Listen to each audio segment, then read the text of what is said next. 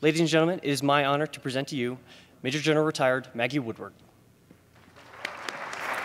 Thanks, Forrest. Appreciate it.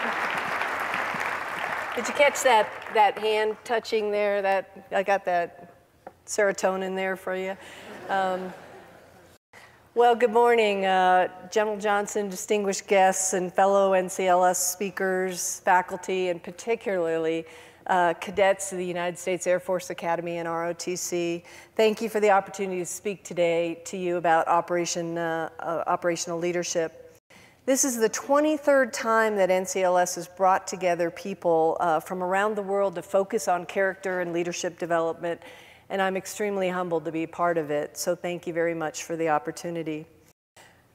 Right now, the cadets who built that very first NCLS are commanders and staff officers in critical joint billets across the joint force, leaders and followers all, serving the greatest nation on the face of the planet. A lot of water has flowed under the bridge since they sat where you sit today, and my guess is that they're just now learning that that water flows faster and faster with each day. My hope is that when you're filling their seats, you'll be able to look back and say that you lived every moment until its fullest, and that you served your airmen, your Air Force, and your country with honor and integrity always, and with courage beyond the call, if required. If you can do that, you'll be worthy of standing on the shoulders, on their shoulders, and the shoulders of the other brothers and sisters in arms who have stood together in the chaos of battle and learned lessons that can only have come from having faced an enemy while knowing just one thing for certain, that to their left and to their right were comrades who would die for them and for whom they would die. And at the end of the day, I think that's what NCLS is all about, learning the lessons that will sustain you as you serve your nation in ways that remarkably few people can ever understand. And in a small way that I hope that by speaking with you today, I contribute in a small way to that goal. The story I bring you today is about Operation ODYSSEY Dawn. In the history of air campaigns, it's not the longest or even the most consequential. However, every operational aspect of our longest and most consequential campaigns can be found here in one form or another. In addition, ODYSSEY Dawn is generally recognized as having forged several new operational concepts that may drive the tactics that you employ in future campaigns. Among them were the direct application of air power in support of indigenous ground forces, the requirement to protect the populace from the government under the United Nations mandate, processes required to rapidly integrate nearly spontaneous coalition integration, and operations against nations not previously viewed as a potential adversary. Although I talk about bombs dropped and sorties flown and systems employed and equipment used, it's not a story of any of that, really.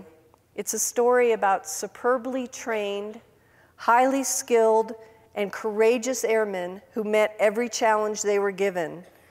Airmen like Lieutenant Colonel Leah Venegas and others in this room who served with distinction during ODYSSEY Dawn. It's not my story, it's theirs. And I think it's a hell of a story.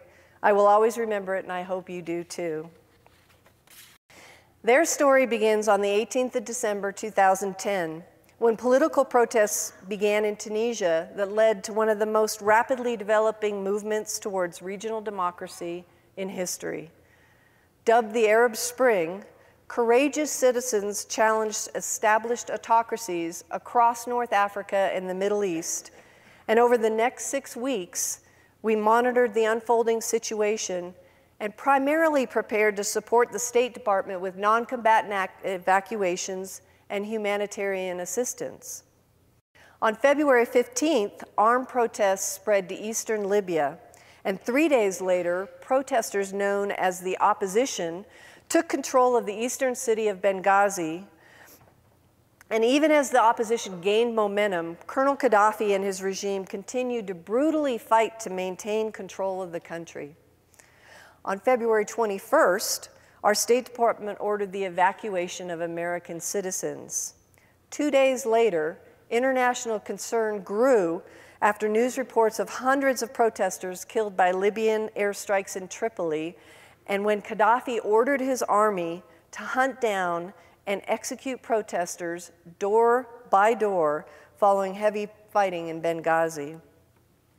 February 25th marked a significant turning point in our relationship with Libya when we completed our evacuation of US citizens and President Obama signed an executive order initiating US sanctions targeted at the Gaddafi government and condemning the violation of human rights, brutalization of its people, and the outrageous threats that have rightly drawn the strong and broad condemnation of the international community.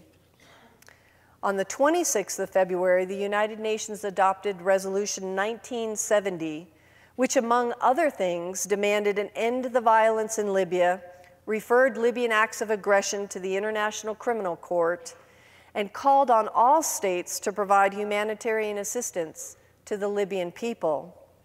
Almost simultaneously, we received our very first planning guidance, directing us to deliver plans for a no-fly zone to the U.S. Africa Command and the Joint Staff within 36 hours. As a result, 17th Air Force initiated 24/7 operations and began planning in earnest for what would ultimately become Operation Odyssey Dawn. From the start of crisis action planning to our very first strikes in Libya was only 21 days.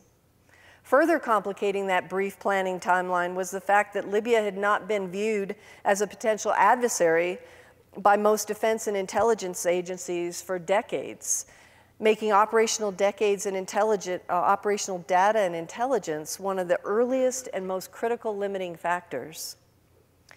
In addition, given the enormous risks associated with conducting military operations of any kind in Libya and the complex and competing national interests at stake during this time of spreading unrest across North Africa, no one in Washington publicly seemed to believe we would actually execute this operation. As a result, almost every day, if not every hour, brought new planning guidance with new objectives, approaches, and priorities. All this and much more made the 21 days immediately prior to Odyssey Dawn immensely challenging. This challenging environment had significant impact on how we developed plans, obtained resource, and ultimately employed air power in Libya. Would we have liked more time to plan? Certainly. Would we have liked a more refined end state? Of course. But we understood why these things weren't forthcoming, and regardless, history is clear, the operation was a great success. But it was a success because the entire joint and coalition team was flexible, disciplined, professional, and highly responsive to rapidly changing guidance and conditions. And it was a success because when all was said and done, and I really want to emphasize this, air power decisively stopped the Libyan regime from massacring tens of thousands of Libyan citizens in Benghazi without the loss of a single coalition man or woman. The bottom line is that Odyssey Dawn once again proved that air power provides our leaders with sovereign options that they just can't get anywhere else. From the beginning of crisis action planning, it was evident to us that any course of action involving a no-fly zone would require establishing air superiority and freedom of maneuver, just as we've been taught since we sat in your seats. To achieve these things, we needed to eliminate threats posed by a fairly robust Libyan integrated air defense system and a relatively incapable but still potentially lethal Air Force. In addition, our view of the mission led us to believe that a sustained precision engagement with regime ground forces as well as counter-air operations would be required.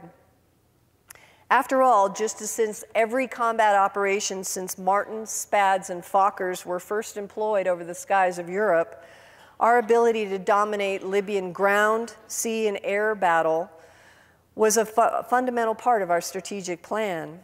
This meant we had to render the Libyan integrated air defense system and their Air Force operationally irrelevant. And I have to say that operating for more than a decade in the Middle East and Afghanistan without an air threat, the joint team seemed to take air superiority for granted. But for us, every subsequent campaign objective demanded it, and every airman flying into combat deserved it. And I can tell you, having now served with great privilege as a JFAC, I can tell you that domination of the enemy's air force was never optional in any plan we produced. And it's impossible for me to imagine a scenario where any soldier, sailor, or airman engaged in combat operations would believe it should be. This fundamental perspective and our subsequent analysis of objectives were the foundations for our first course of action, which ended up being the one we actually executed. However, that course of action and all it meant in terms of resources and operations also became a point of tremendous debate. For example, the first tasking we received called for us to establish and maintain a no-fly zone with absolutely no kinetic strikes in Libya. This meant we were planning to enforce a no-fly zone where a majority of missions would operate within range of multiple, highly capable surface-to-air missile systems. Obviously, we developed the plans as directed, but assessed it as extremely high risk, and offered our original COA as an alternative. Still, even as planning continued, there appeared to be no public appetite for the administration to militarily intervene in Libya. For example, when explaining the challenges associated with intervention, our Secretary of Defense Gates, during congressional testimony, said, "Let's call a spade a spade. A no-fly begins with attack on Libya to destroy the air defenses," emphasizing this would be a big operation in a big country. These words indicated that even though military operations were still viewed as improbable, at least the debate regarding potential course of action had begun to turn towards our perspective that kinetic strikes to take out their IADs were an imperative. Concurrent with our plans, our efforts to plan for combat operations, we also developed options to provide humanitarian relief for the tens of thousands of refugees who were fleeing Libya and who had fled Egypt earlier in the spring. On March 3rd, the State Department formally requested assistance to support USAID in delivering aid to Tunisia to help with both of these humanitarian crises. And just 2 days later, on March 5th, the 86th Air Wing Airmen flying C-130Js from Ramstein, combined with members of the 435th Contingency Response Group, delivered 18,000 pounds of vital aid to growing camps in Tunisia. Joining our Air Force C-130s were Marine KC-130s, and together, during the next 11 days, they returned 1,100 displaced Egyptians to their homeland. These operations were important not only because they helped provide relief for the people of North Africa, but they were also a very visible reminder of American resolve and concern. And while these humanitarian missions were underway, planning directives for the no-fly zone continued to evolve. Following the public statement from Secretary Gates that strikes in Libya would be required, we received new planning guidance directing the development of a COA that would keep all Libyan regime aircraft from flying, using just one initial strike executed, and then limited defensive counter-air and suppression of enemy air defenses. In addition to these efforts, our staff was also working closely with U.S. Africa Command and the Joint Staff to develop other plans for a full spectrum of operations. Throughout this planning cycle, the situation in Libya continued to deteriorate. It appeared unless the world acted, nothing would prevent Colonel Gaddafi and his lieutenants from committing mass murder in Benghazi. Then on the 16th of March, just one day before it passed, we received a draft version of the United Nations Security Council Resolution 1973. Under this resolution, our potential mission grew in both scope and urgency. Not only did it call for a sustained no-fly zone, it also had a new, unique mandate to protect civilians. Tactically speaking, this meant many things over the long term, but once the resolution passed, There was no doubt that our immediate concern would be to prevent regime forces from advancing on Benghazi. With just hours to develop a concept of operation and plan using whatever resources were literally right at hand, I began to understand Nelson Mandela's perspective when he said, "It always seems impossible until it's done." Perhaps the most challenging constraints we dealt with in the development were related to resources. While we had requested resources as early as possible in the process, we received only a very small percentage of those validated requirements, and then most of them only after the execution actually began. For example, critical enablers like AWACS, JSTARS, and additional tankers arrived well after combat operations were initiated. In addition, while full motion video platforms were approved, they were not available until after we had handed off operations to NATO. Fortunately for us, we were in US Air Forces in Europe's backyard, and since Air Mobility Command is globally has its backyard, we were in theirs too. And as a result, 2 days before execution, US European Command and US Transportation Command provided support to US Africa Command and US Air Forces Africa, and made sure that we had the airmen and equipment necessary to begin combat operations. While this approach still limited our ability to execute as we had previously planned, the loaning of forces did provide the essential ingredients required for success. So during the morning of 19 March, Operation Odyssey Dawn began as TLAMs from coalition naval forces were launched against a variety of targets across Libya. As you would expect, the challenges we faced throughout combat operations were enormous and would require our airmen to perform nearly flawlessly in complex, high-stress, and exceptionally demanding circumstances. And as you would expect from the greatest airmen the world has ever seen, they did just that. In the course of 13 days of combat, those airmen would successfully use every one of Air Power's 6 distinctive warfighting capabilities. Allow me to give you a few examples. Because we had no viable basing options in Africa, we chose our base in Aviano, Italy, as one of our primary staging bases. Almost immediately, over 1,500 airmen and sailors converged on the base, stretching force support, civil engineering, communications, security forces to incredible lengths. Within days, the base fitness center was converted into a lodging hall, accommodating hundreds of new arrivals, and buildings mothballed and awaiting demolition were furnished and brought to standards necessary to meet operational requirements. Aviano's food service team expanded operations by 400% within 1 day, tailoring services to meet the unique dietary requirements of coalition partners and increasing flight meals made from 28 to over 3,200 per day, all from bare-base facilities constructed by the civil engineers. Transportation shuttles began supporting 24/7 operations, and the operations center and flight line roared to life. A decommissioned runway and parking apron were restored sufficiently to accommodate aircraft parking, and a huge influx of cargo and supplies, all within days and without a single augmentee. This was truly an extraordinary effort by an extraordinary team. The wing commander of that wing is today the CFAC in Afghanistan. While the base at Aviano was ramping up, US Air Force Air Mobility Command and US Air Forces in Europe were developing creative ways to provide tanker support for Odyssey Dawn.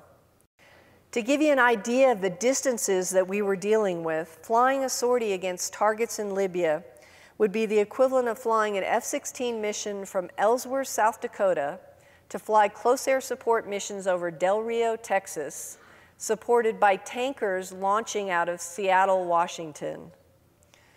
Fighter sorties against Libyan targets averaged 8 hours and required 5 air refuelings to generate just 1 hour on station.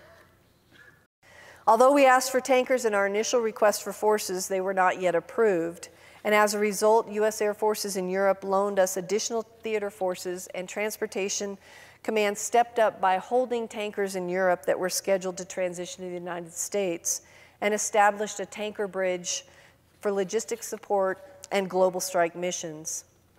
Under the leadership of the Air National Guard, KC-10 and KC-135 operations from 34 different units were consolidated at one location, giving the 313th Air Expeditionary Wing the nickname the Calico Wing.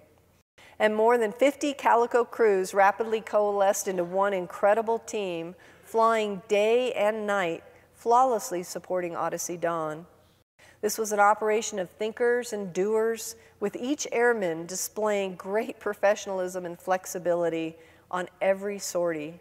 Collectively, these airmen offloaded 17 million pounds of fuel in support of air operations against Libya. I'm sure you've heard the motto, "Nobody kicks ass without tanker gas," and this was definitely true for ODYSSEY Dawn.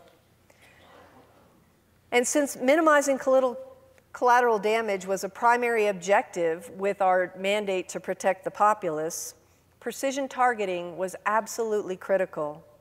To successfully strike just one target from thousands of feet, traveling at hundreds of knots in all types of weather, and without unnecessary risk, without the loss of an airman, and while minimizing collateral damage, without appearing to seek regime change, and in accordance with the rules of engagement, and consistent with the law of armed conflict, you get what I'm saying, is like trying to pull a rope through the eye of a needle. Of course, trying to render an enemy air force irrelevant without striking precisely the right targets in precisely the right order is impossible. So fortunately, our Air Operations Center team, coupled with the incredible professionals at the Air Force Targeting Center, pulled a rope through the eye of the needle more than 700 times. In my estimation, our ability to rapidly find, fix, and target the enemy was a game changer in ODYSSEY Dawn, and is perhaps every bit as a distinctive Air Force capability as the 6 we currently claim. To execute initial strikes against Libyan regime aircraft, we tasked 3 B-2 bombers from Whiteman for global strike missions. This permitted us to ensure operational security and execute combat sorties without concern for potential host nation restrictions, allowing time for the political landscape to gel. For instance, Italy was still not allowing us to upload our aircraft that we were generating with weapons. Even then, in order to ensure that we met time over target requirements, we had to launch all 3 B-2s without an execution order. And it wasn't until some 6 hours into the flight and following their first of 4 air refuelings that the order finally came. And 13 hours after departure, our B-2s engaged regime targets in Libya. This was a complex mission. Besides the great distances involved, it required concurrent and fully integrated operations with Strike Eagles from Lakenheath in England, CJs from Spangdahlem in Germany, 135s from Mildenhall in England and the Northeast Tanker Task Force, and Growlers from Aviano in Italy. But once again, our airmen made the complex look easy. And as you can see from these photos, the perfectly executed global strike missions helped us establish the conditions required to sustain a no-fly zone and protect the Libyan people from slaughter. Each of those fires that were visible from satellite on that picture was a deeply buried aircraft in a hardened shelter. The pattern shows that the B-2s hit every aircraft perfectly, and that's why you see a fire in each spot. Not as easy as they make it look. When I went to Libya following NATO's defeat of Gaddafi's regime, the Libyan regime asked me to come visit, and the air chief escorted me around. And they were very thankful, obviously, for what we had done, but mostly appreciative for how we had left infrastructure so intact. They were absolutely amazed at our capability to precisely target and to avoid taking down their infrastructure. And the air chief, I still remember him glowingly talking about He had seen with his own eyes going into one of these hardened shelters, and there was a bomb that had struck and taken out an aircraft in the shelter, while right next to it, the age equipment, the support equipment, had remained intact for them to use later on. I didn't have the heart to tell him that that was pure luck. Better for them to not know. As you would expect, nearly concurrent with these global strike missions, our plan called for us to protect Libyan citizens in earnest. In a very real sense, this meant we had to immediately engage the enemy where the threat was greatest, in Benghazi. Because we needed to virtually eliminate the chance of collateral damage, we used what we call dynamic targeting and strike coordination and reconnaissance, or SCAR, tactics to ensure to search for and destroy enemy forces. Now, this is a real departure from the types of missions that we've been flying for the past few decades in the Middle East during Desert Storm, Northern Southern Watch, Enduring Freedom, Iraqi Freedom, and even New Dawn. And I'll admit it's a much more challenging mission that shifts a much greater responsibility from the commander behind the desk to the commander in the aircraft, optimizing our doctrine of centralized command and decentralized execution. With about 24 hours notice, our first SCAR mission, consisting of a package of Strike Eagles from the 48th Fighter Wing and CJs from the 52nd Fighter Wing, were airborne. While the majority of Libya's integrated air defense system had been disabled at this point, a tactical threat still remained. In fact, as that SCAR package approached Benghazi, an SA-8 tactical surface air missile system went active.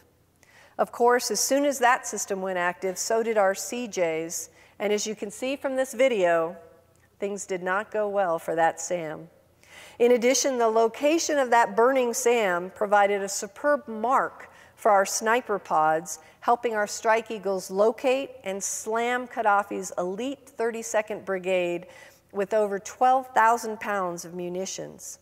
In my view, this was the turning point in our initial efforts to save the people of Benghazi, because it stopped Gaddafi's ground forces in their tracks and allowed subsequent targeting of regime forces out in the desert where collateral damage could be minimized. Once our initial SCAR package completed its mission, Harriers from the USS Kearsarge took over and continued to pound the forces in the area.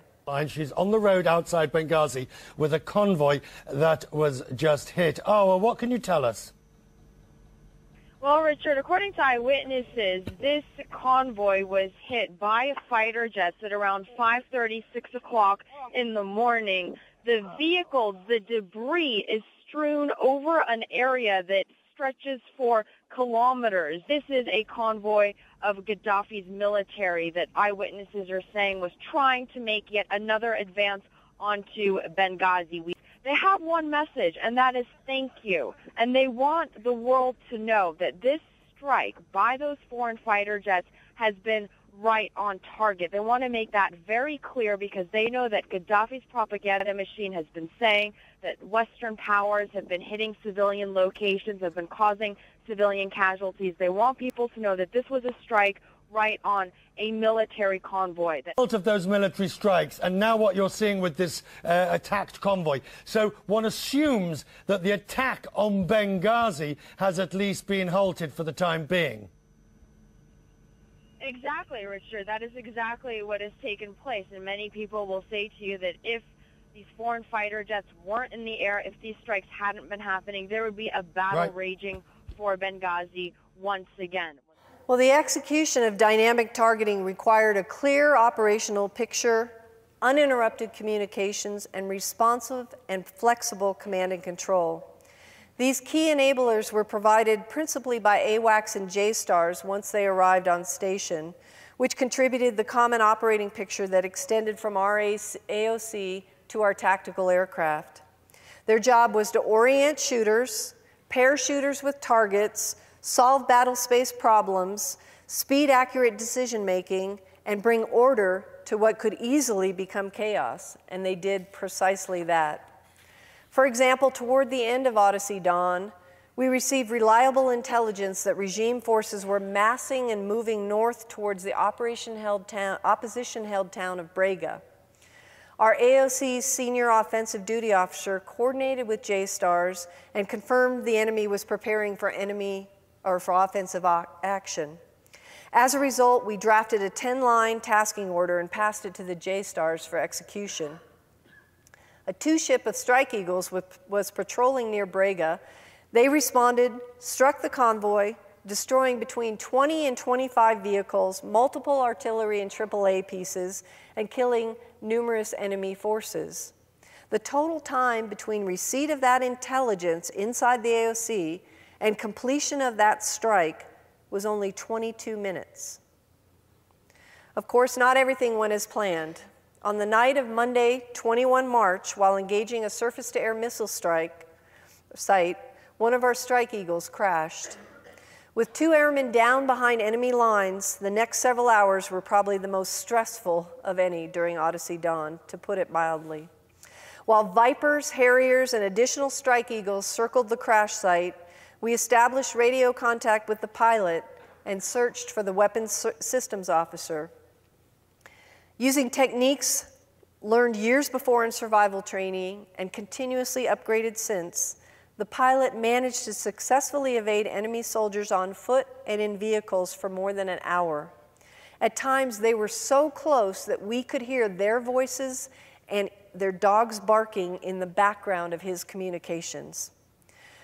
While the pilot clung to his freedom, CAP aircraft in the vicinity, with support from ISR platforms, had to interpret the situation and provide supporting fire, sometimes within just a few hundred feet of our airmen. And with another downed airman in the area, but not yet in contact with the coalition, the need to balance balance the kinetics with caution was paramount. Almost immediately after we received word of the crash and confirmed our airman was evading, our Marine trap team launched from the USS Kearsarge. Flying at maximum speed into enemy territory in their Osprey, they flawlessly located the downed pilot, who had managed to make his way to a suitable pickup point. Executing an absolutely textbook combat recovery, the trap team took the pilot to the Kearsarge, where he was treated for minor injuries. Our Wizzo was picked up by one of the rebels that our CIA had coordinated with, and you can imagine this Wizzo didn't know who this individual picking him up was. He just knew he was a Libyan, and was quite unsure of who the individual picking him up was. And he was listening to 80s music playing on the radio too, which he thought was really quite bizarre after just parachuting out of an aircraft. But he was handed a phone from this individual, and it was the ambassador's office on the phone. And the first person he spoke to was the ambassador's secretary, who picked up the phone and said, "So, Tyler, is this your first trip to Libya?" Thought that was so funny. Only a secretary. Okay, as you know, this was not just a joint operation, it was also a coalition one. And one of the most challenging aspects of Odyssey Dawn involved coalition integration. Despite the fact that UN Resolution 1973 had authorized unilateral action by any country, senior international military representatives began unexpectedly arriving at our doorstep almost immediately after it was passed, asking to join our coalition. On the first day of operations, the French and British joined us, making us a very loose coalition using 3 deconflicted but different air tasking orders. And we literally sat at the table the night before, me and the 2 senior representatives from Britain and France, and deconflicted them ourselves as we looked at the target sets. In the next 96 hours, we grew to 8 coalition partners, all tasked on a single ATO, operating with common ROE, airspace coordination plans, and spins. By day 10, the U.S. Air Force was providing command and control of combat operations involving 12 coalition partners. The speed with which this coalition grew was extraordinary and presented a major integration challenge, since each partner came with unique employment caveats. However, they also came with unique capabilities that made us much stronger than we would have been as individuals. For example, the dynamic from a dynamic targeting perspective, the UK in particular brought a very unique capability to our coalition that was in high demand, the dual mode seeker missile Brimstone. This missile is designed to be a low collateral damage weapon using a shaped charge producing little or no fragmentation, absolutely critical for the urban fighting we were doing in Misrata. For example, in one Brimstone engagement, our RAF partners found a tank parked near an intersection located inside a virtual urban canyon with multi-story buildings on all sides. The Brimstone allowed our UK pilots to literally thread the needle between buildings and destroy the tank with no collateral damage. And we call that the Keystone Cops running away from that. Honestly, I initially had concerns about our ability to quickly and completely integrate all the coalition members into the air order of battle and maintain a synchronized, coordinated effort, but the coalition performed spectacularly. On a daily basis, we were launching strike packages consisting of multiple nations with just the right mix of capabilities for a particular target set. Every one of them with spot-on results. Time and again, the benefits of common operating procedures, compatible equipment, and the common understandings and perspectives of airmen with a history of working together were evident. This is clear evidence of the success and absolute necessity of building partnerships among allies through exchange programs, interfly agreements, exercises, and occasionally just sitting down together over a glass of wine or beer. Overall, the coalition coalesced extremely well. Each partner respected the capabilities others brought to the fight. Each partner understood the need for unity of command, and each partner understood the need for a single joint force air component commander. And each partner deferred to the United States to fill that role because each partner knew that the United States had the capacity to command and control the fight from a cold start like this. Nonetheless, almost as quickly as it began, our mandate ended and we initiated transfer of control to NATO. In general, the transfer was adequately accomplished in the time we were given, but our inability to communicate with NATO over classified systems was a major limiting factor. Handing over operations in the middle of combat is tough enough, but not being able to communicate over classified means was absolutely crippling.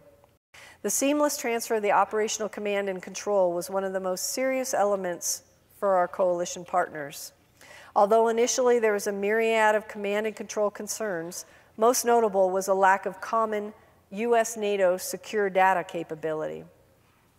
Simply put, we couldn't communicate between our two AOCs because our systems weren't compatible.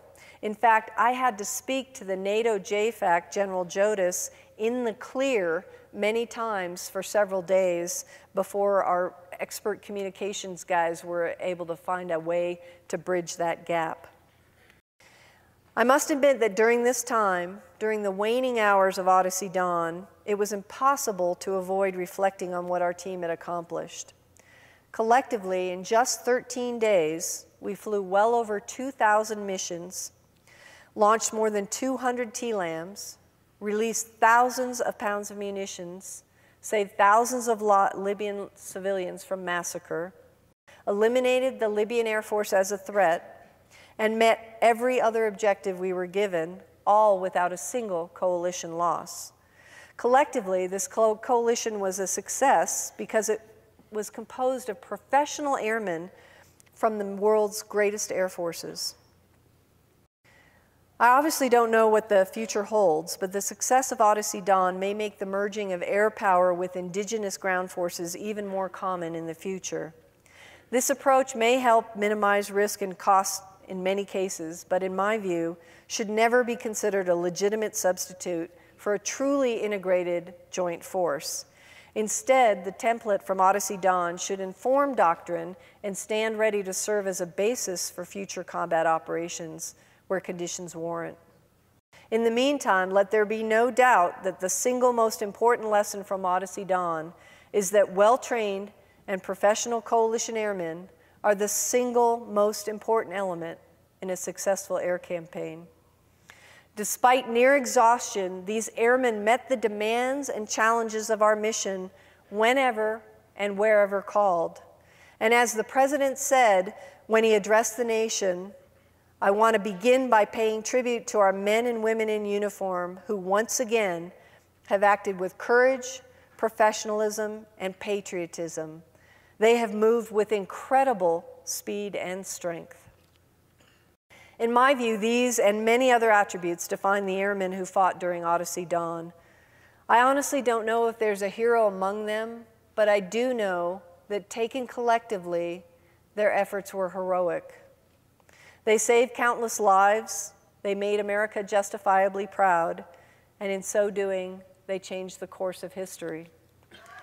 Obviously today, the great potential that was Libya following Odyssey Dawn and operations by NATO is in jeopardy. Even now, I watch events in Libya with interest and concern. Such is the nature of war termination and the difficult business of replacing dictatorships with democracy and freedom. One only need to look to the Middle East and Afghanistan to see the same thing. So be it, these experiences must inform our decisions as a nation going forward. But when your nation calls you, and it will, your singular mission will be to lead your airmen through the fight to victory. That's your responsibility. And as General Welsh told you recently, you better be ready. Your airmen deserve it, your Air Force requires it, and your nation demands it. And to be ready, you need to learn every day. Learning builds character, but it's really not easy. It requires a curious mind, open to diverse opinions, new experiences, and one that's aware of events, large and small, that surround us. These experiences may be personal, or they may be ones that define the basis of a generation of millennials, as we heard this morning. That said, here are a few questions I'd really like you to consider. What did you learn from the faces of the firefighters who went up the steps of the World Trade Center as thousands descended? What did you learn from a black man who traveled an extraordinary path to be President of the United States? What did you learn from a little girl named Malala, who at just 12 years old was shot in the face and left for dead by the Taliban for simply going to school, but who today at 18, with her Nobel Peace Prize, towers over those pathetic cowards as a giant towers over a grain of sand? And what did you learn from the airmen who did their duty and served with honor and courage during Odyssey Dawn? I want to know. And more importantly, so will those who will be building the 43rd NCLS in just 22 years. And when you will be leading our Air Force, the answers aren't going to be found on your smartphone or on your iPad or the pages of Wikipedia or even in your bank account. They're going to be found in your heart and in your mind and your spirit and in lives richly led. These things are the foundation of character and leadership, and they'll define you in the eyes of those you lead. Make them great. In closing, I just want to offer 3 pieces of advice that I always give as you prepare to serve. First, trust the person sitting next to you. They're the finest airmen the world has ever seen, and they'll never let you down. Trust in your Air Force. It's the greatest that the world has ever seen, and it won't let you down. And trust in America. It remains the brightest beacon of hope in the world, and it will never let you down. Thank you all for your time today and your commitment to serve.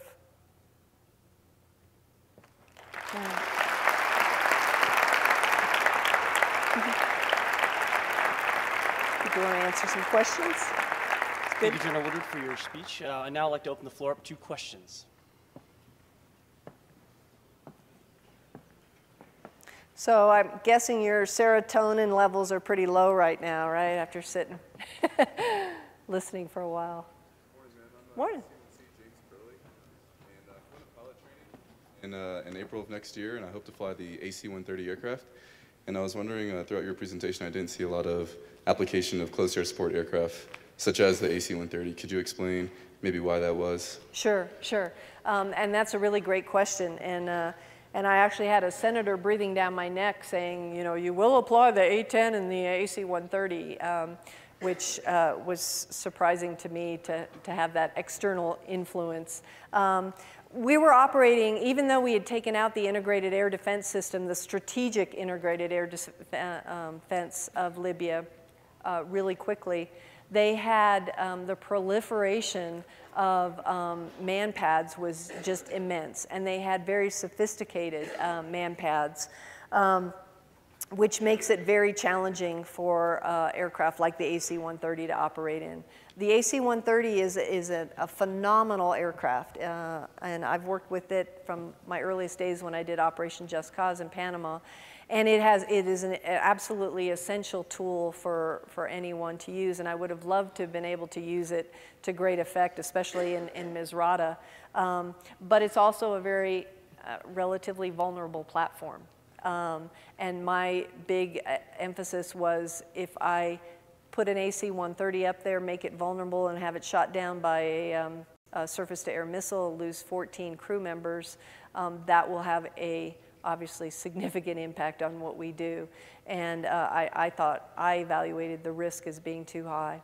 We did put AC-130s in for a couple nights, and we tried to do everything we could to mitigate the risk piece and still make them effective. And ultimately, it turned out that it was just too difficult to balance those, and our use of the AC ended up being fairly limited. But it's a great platform, and congratulations to you on going to pilot training, and good luck on going to something like that. Ma'am, Second Lieutenant Sanks from the Admissions Directorate. You speak about the technical competence and professionalism of all of the agencies and nations that were involved in Odyssey Dawn. How do you lead such proficient people? You'd let them go. Yeah, that's an important part. And the earlier discussion by Mr. Senek, I thought was really important, is you really need to listen to the experts that work for you. You know, a lot was made in the press about me being the first female JFAC, but in the Air Force at large, as we all know, it really, we don't see gender, and that wasn't a factor, but we do see tribes, and there was a big deal that, you know, in the Air Force, we made a big deal out of a mobility pilot running an air war, and that raised a lot of concern. It was very interesting that my F-16 strategy chief told me afterwards that some of his fighter buddies from a weapons school had asked him, you know, what was that like? You know, that had to have been torture. He said, no, you know, actually it was really good because she listened to me. and I think that that's an important thing, is nobody is going to be the expert of everything, right? I mean, there is just absolutely no one out there. I love General Welsh, but I can tell you, you know, he knows some things really well, and then there's some things he doesn't know at all. But he's really good at listening to those that do know. And I think to be any effective leader, you do that. And I really want to echo what Mr. Senek said, that it's not always the senior guys that you're going to be looking at face to face that you need to listen to, is you have to listen to all levels. And I had the great advantage in 17th Air Force that we were actually a small command, so that I could actually get inputs all the way from my youngest airman up to my one-star deputy, and I think that that's really valuable. Does that answer your question? Thank you, ma'am. Okay. Yeah. Good morning. My name is C4C Sparks from Cadet Squadron 40. First of all, I want to thank you very much for your time today. Really appreciate it. So my question has to do with the current situation in Syria right now. So based on your experience in Odyssey Dawn, when the United States conducts operations within Iraq and eventually Syria, how do we deal with the extensive threat posed by Russian air defense platforms like the Su-35, the Su-30, and the surface-to-air missile sites? Yeah. Yeah, that's a really great question. Obviously, something that's been difficult challenge. I think more importantly, we have to figure out what we really want to and can accomplish. I can remember in the few days before 1973 was passed, being torn because I saw Gaddafi advancing on all these people in Benghazi, and we knew that it was going to be, you know, a massacre. And so your natural human tendency is, I want to do everything I can. I think I have it in my power to stop this massacre. Send me in, coach, right?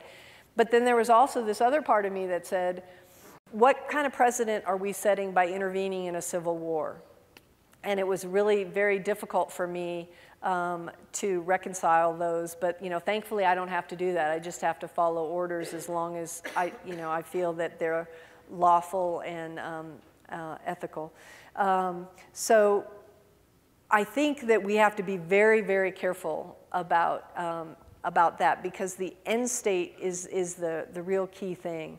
What made us turn the corner in Libya in intervening was the fact that the NTC, the organization of rebels, came together and formed a tight enough coalition that we felt that there was at least an entity who could take control of the country if the regime collapsed and actually lead. I think in Syria, I mean, ultimately we'll get to the part about the Russians, but I think we really need to, and this is what's so great about being retired, right? I can say anything, and I love it. I think we need to be very, very cognizant of what's going to be left and what, you know, and what we're going to take on. And I know that there is a huge concern over ISIS. If you want Maggie's opinion, I think we have to be very careful about taking that on, and that we end up becoming the guys who are trying to control the world, and there's a lot of other ways to get at that. And that's the danger of having such an incredible military, is we think that it's the one hammer for every problem that's out there, and that we're responsible for hammering everything. I agree that you have to be extraordinarily careful if you're going to operate in parallel with another entity. I will tell you that even in Operation Odyssey Dawn, where we had a rough coalition between all of our 12 nations, from day to day, I didn't know what the French were doing. They would tell me what they would do, and then they'd go do something completely different. And I found it incredibly dangerous, and it was very challenging because, and you know, I wasn't even worried about friendly fire. I was just worried about conflict. Operating with a coalition partner that I wouldn't even consider a coalition member who has some pretty significant capabilities, I think is incredibly challenging, and I wouldn't go into it unless I assessed that the demands exceeded the risks that you were presenting, and the risks go beyond just shooting down one of our aircraft, obviously, much more significant than that. So there are so many elements. It's easy for somebody who's outside of the government, outside of the military, to sit there and say, oh, we need to just go in and do this, but they don't take into consideration those huge considerations that I know that you guys are all learning in strategy here that are really absolutely essential to take into effect. So I agree, I think, with the premise of your question that it would be, there's some pretty significant strategic risk in operating side by side with those guys. Thank you. Okay, thanks. Ma'am, C2C Tyson, Cadet Squadron 8, Swoop'em. Thank you for coming to speak today. My question is also related to the Syrian situation. Syria and Libya both were the result of more or less the same political movement. However, they have ended up in very different ways. Even before Russian intervention, while Libya has successfully overthrown Gaddafi, Syria has resulted in a brutal civil war with indiscriminate weapons used by Assad's regime and the rise of one of the deadliest terrorist networks in recent memory. As an observer, what would you say are factors and contexts that are different in Syria that have resulted in such a wildly different outcome from Libya? Yeah. Well, I would say that, and I hit on it a little bit before, is that I think we assessed that there was an entity in Libya that could take over, and it wasn't until then that the US got on board with the Europeans and said, okay, we can support this, is when they felt that the NTC was an organization that they could get on board with that could take Libya after Gaddafi was deposed, if that happened. You know, realize we went into that not seeking regime change, and that was a big limiting factor for me, to be honest with you. I was not allowed to strike targets that I wanted to strike in Tripoli just because of the fear that it would look like we were trying to target Gaddafi. So we were really adamant at the beginning there, at least. NATO, I think, changed its objectives over time, but at the time of Odyssey Dawn, we were adamant to not seek regime change, but just to make sure we were protecting civilians. So I think you had a totally different circumstance there in what they saw as a viable end state. Whether it's going to work in Libya or not, I don't know. In Syria, it was seen as there was no cohesive group of rebels. There were, I mean, as uncohesive as Libya was, I mean, we had completely different folks up in eastern Libya from the Berbers down in the west. But there was enough acceptance that the NTC could pull everybody together. In Syria, it's just too diverse and too challenging. Not to mention that Syria itself, with its partner state, if you will, its supporter in Russia, creates a strategic challenge that that I had mentioned earlier. So a tougher nut to crack, even if you went in militarily, combined with we have no idea who's going to pick up the reins, after we do that. And I think the big fear, I know when I was still on active duty and we were looking at Syria at the time, was exactly an ISIS would be probably one of the more likely things to pick up the reins if we took down Assad, and that would actually be worse.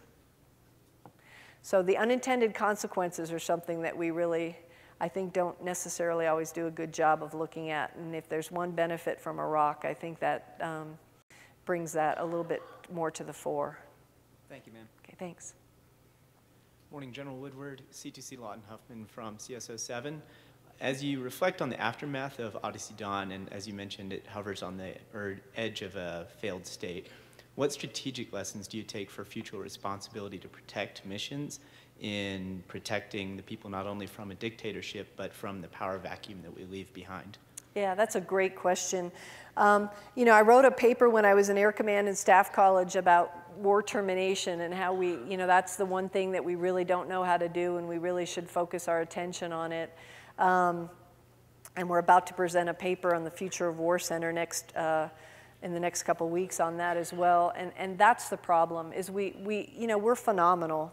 The military, we know how to plan for combat operations. We know how to go in and get done whatever objectives we're handed. But it's the interagency piece that goes, beyond that, the war termination part. Plus, it's much harder, to be honest with you. What we do is more direct and more defined. I think there's a real lack of understanding of what it takes, and until we're able to commit our full resources to say, okay, we're leaving a power vacuum, we're going to go in and do this, it gets to that part where I said, I really don't think that intervening is a good deal. But I'll tell you what the Libyan people told me when Colonel Venegas and I went there after Gaddafi was deposed or killed, is they sat there and told me about what it was like under Gaddafi and how absolutely horrible their lives were, and realized these are guys who were his generals. They had been his generals, and they talked about how horrible life was. And they said, it's horrible now. We understand that our entire generation is going to suffer as we figure out the way ahead. We know that it's going to take an entire generation to get to someplace stable, someplace democratic, someplace decent. But we're willing to do that for the generation that comes after us. They were willing to sacrifice that in that moment in time, knowing what they were going to put up with for the future. And even as we were there in, I think it was March of 2012, and things were pretty dicey, they said it was definitely worth it. So I think that they feel it was. I think they have huge challenges ahead. I agree with them that it'll take a generation. But I think that they took the course that they thought they needed to do. And I hope it works. Thank you, ma'am. Thanks. General Woodward, Cadet Gossett, Central Washington University. Ma'am, what experience did you find most helpful in preparing to command joint forces and coalition forces, ma'am? That's a great question. You know, I honestly don't think I can point to one single thing, but it goes back to the advice I was giving you is I think you have to learn your entire career, and you should never stovepipe yourself.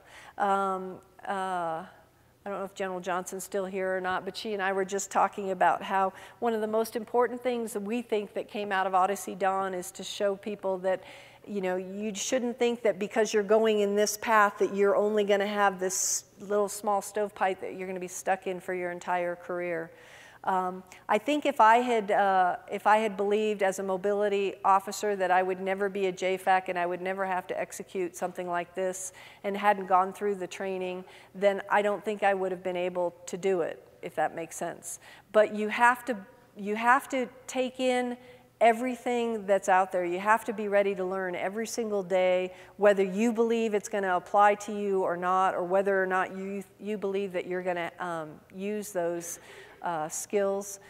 The more you can absorb, the more you can take in, the more prepared you're going to be when the time comes. And I get frustrated, and I think, you know, that's what you heard at the end of my speech, that the little piece from me is I get frustrated sometimes when I see folks who think, okay, here's my lane and I'm not going to go out of it, and you know, this is enough.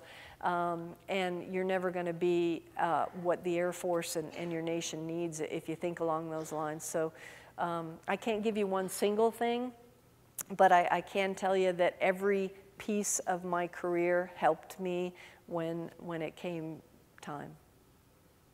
Thank you, ma'am. Okay, thanks. Hello, ma'am. Cadet Lieutenant Colonel Olivia Fowler from Civil Air Patrol. Yeah. This was a great presentation. Thank you very much. And I noticed you spoke a lot about what the operation was as a whole and what your airmen did. But can you talk more about what you personally did and some of the challenges you faced and how you grew as a result of this operation? Sure. I had been trained, I'd gone through the Air Force, you know, JFAC training, and they tell you, you know, okay, this is what it's going to be like, you know, here's doctrine, here's how everything goes. And it was fascinating to see that all of that formed a basis for how I could think and how I could plan, but none of it went like, you know, like you're trained, like you're told, like doctrine says. But the process of going through doctrine and going through training and thinking about how it should go was enough to inform me when things, and when I say how it should go, I'm talking about being given the strategic objectives that you expect to get, you know, and it's probably more common than not, even though we think when we do mission planning that you're going to be given these objectives, you know, you're going to take commander's directive and go here. More often than not, you won't. So my point is all the training we do, I think, is phenomenal because it teaches us how to think. But we all have to recognize that when the crap hits the fan, it's very likely not going to be like you had planned for, and your flexibility is absolutely essential. So as an example, hopefully you got a sense of how incredibly fast we had to act at the last minute because nobody expected that resolution to pass. Nobody had moved any forces forward. Nobody had generated any aircraft. I mean, we were really just hanging there. We were planning, but we were waiting. And so I directed a generation of forces. And General Welsh called me up and said, hey, I don't think we should do that because, you know, it'll tip our hand. You know, all those watchers in England will see us generating aircraft. And I said, well, if we don't generate aircraft, I can't launch them in time. And you know, we went back and forth, and eventually General Ham, my boss from Africa Command, came in and said, no, we need to do this now. And if that hadn't happened, I wouldn't have had those Strike Eagles available to go in and hit that armored column. And you have to believe in yourself enough to sit there and look your four-star boss in the eye and say, no, this is what we have to do. I'm sure of this. And another thing that happened because of the short notice, and I could give you a million lessons learned, and I'm sorry if I'm telling you stories that aren't answering your question, but I had what I call the revolt of my mappers. The map cell is the guys that do the master attack plan, and they're the ones that generate that air tasking order. They take the strategy that you give them, they put aircraft weapons loadings, they put them to targets, all of that, they put it together.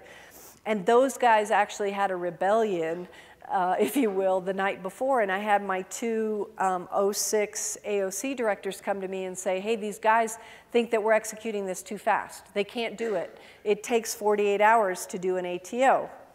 And I said, if we take 48 hours to do the ATO, then Gaddafi's forces are going to be in Benghazi. They're going to be killing all of the military-aged men in Benghazi, and we're not going to be able to take them on in that urban environment. So it'll be too late. So we might as well not do anything. You know, so you either have to do it now, or we're SOL. And these two colonels. Anyway, I ended up having to go to the map cell myself at a time where I had a lot of other things I would have preferred to do, but I had to talk to those individuals face to face and explain the situation to them and explain how I needed them to be flexible, or else everything that they were trying to accomplish would be for naught. And they understood that when I talked to them, you know, directly and explained the situation. But that flexibility, that really taught me that we have to be very careful that we're not teaching an entire generation of people that this is the way things are and that's the way they have to go. And you always have to weigh benefits and risks and calculate those in anything that you do. And I was surprised. I wouldn't consider myself the most flexible person. I think if Colonel Venegas is here somewhere, she would probably agree with that. But I was surprised at how inflexible people can be in these situations, and how you really have to, it's a key piece of leadership to be able to give them the vision and the incentive to assess that and work around things as necessary and move forward.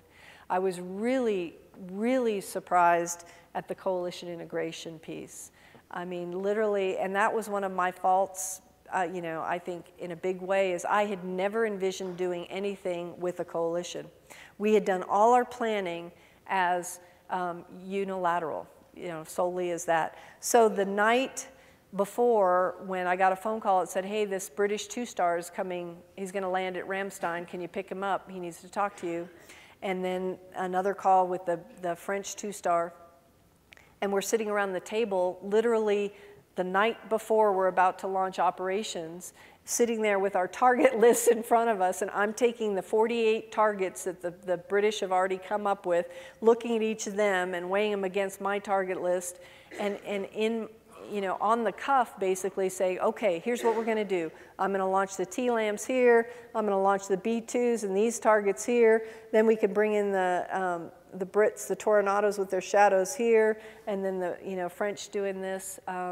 That's just something you just don't, you know, shouldn't have to do. But if I had thought more about the potential of a coalition, maybe I could have planned for that a little bit better. And then trying to bed down. I mean, we literally had the Norwegian F-16s call us in air. They were airborne, flying south from Norway, call us on the phone and say, where do you want us to land? We're joining your coalition.